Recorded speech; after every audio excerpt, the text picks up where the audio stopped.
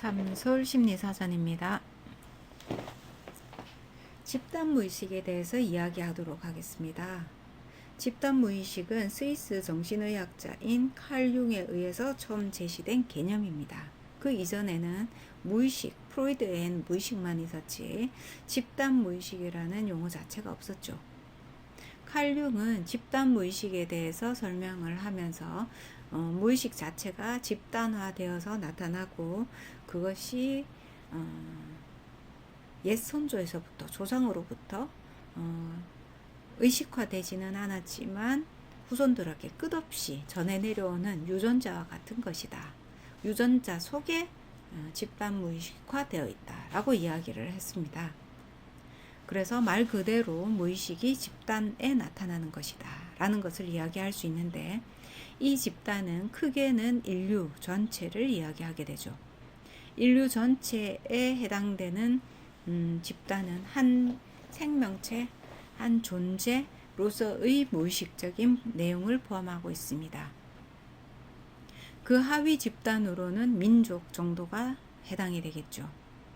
그 하위 집단에서는 나라, 그 하위 집단에서는 지역, 그 하위 집단에서는 가족, 이렇게 그 집단이 하위로 내려갈수록 그 내용이 더 구체화되고 독특성을 또 나름대로 더 많이 가지게 될 가능성이 높습니다. 칼 융은 인류가 오랜 역사와 문화를 거치는 동안 누적된 경험을 무의식화한 것이 바로 집단 무의식이다. 그래서 굳이 그것을 가르치지 않아도 일일이 의식화해서 드러내지 않더라도 자연스럽게 행동으로 나타내거나 마음이 움직여서 자연스럽게 그 집단인들이 집단 속에서 아무렇지도 않게 표현이 되고 따지지도 말고 묻지도 말고 수용되는 것, 이런 것들을 이야기하고 있습니다. 인류 전체에 대한 한 생명체, 한 존재로서의 집단 무의식은 자존감, 존재감, 존중감, 그 다음 생명에 대한 의지, 살려고 하는 그 갈망, 죽음에 대한 어떤 두려움, 이러한 것들이 포함이 되겠죠. 그 하위 집단으로서는 민족이 있을 것입니다. 그리고 우리나라 같은 경우는 당군을 중심으로 해서 조상에 대한 의식, 그 다음에 제사문화, 그 다음 어른들에 대한 문화, 그 다음에 자식으로서의 도리, 이러한 것들이 내용으로 구성되어 있습니다.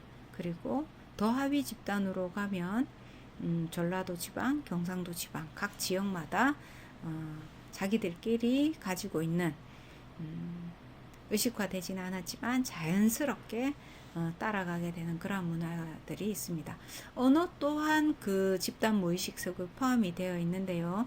일예로 들면은 전라도 사람들은 거시기라는 말을 반복적으로 쓰지만 그 안에서 의미는 서로 통용이 되는 것을 한 예로 들 수 있겠습니다. 경상도도 마찬가지고요. 더 하위 집단으로 가게 되면은 한 가족 내에서의 집단을 이야기하게 됩니다. 우리 집에서는 제사를 몇 시에 지내고 또는 명절에 어떻게 하고 그 다음 어떤 옷을 단정하다고 서로 인정하고 이런 것들이 있죠. 또 다른 집에서는 제사를 지내지 않거나 그 다음 옷을 입는 것에 대한 태도, 경향성, 이런 것이 또 다르죠.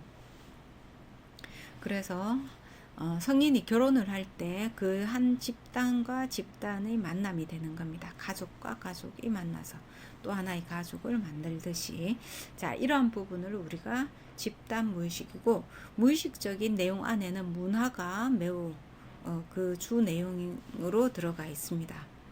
인류 전체의 어떤 집단 무의식으로는 우리가 크게 원형으로 말할 수 있는데, 그 원형을 예를 들면은 그림자, 아니마, 아니무스, 이런 것들을 예를 들 수 있습니다. 그림자라고 한다면은 한 인간 생명체가 가지고 있는 것들 중에서 드러내고 싶어 하지 않는 자신의 모습들을 우리가 그림자라고 이야기를 하고 있고, 아니마 아니무스는 남성성 안에 있는 여성성, 여성성 안에 있는 남성성을 우리가 이야기할 때 아니마와 아니무스다 라고 이야기를 하죠. 그러면 칼 융은 이 분석 심리학에서 집단 무의식을 이야기할 때, 우리가 한 사람을 치료를 할 때 행동치료 기법을 쓴다고 예를 들었을 때 A와 B, 서양 사람인 A, 동양 사람인 B라는 사람을 치료할 때 그 사람한테 똑같은 행동치료 기법을 쓰되 이 집단 무의식적인 부분을 고려하지 않는다면 그 두 사람이 완전한, 단단한, 거의 완벽한 치료에 접근하기가 쉽지 않을 것이다 라는 이야기를 하고, 이러한 부분, 한 사람의 무의식의 깊은 부분 또는 유전자적인 그러한 성향을 띠고 있는 부분까지 고려하지 않는다면 그 사람의 치료는 어떨까에 대한 의문을 던졌다라고 볼 수 있습니다. 서양 사람인 A가 행동치료를 했을 때 현재의 문제 행동이 행동 안에 집단 무의식적인 내용이 포함되어 있을 것이다 라고 보고 그것을 고려하여서 행동치료를 하게 되겠죠.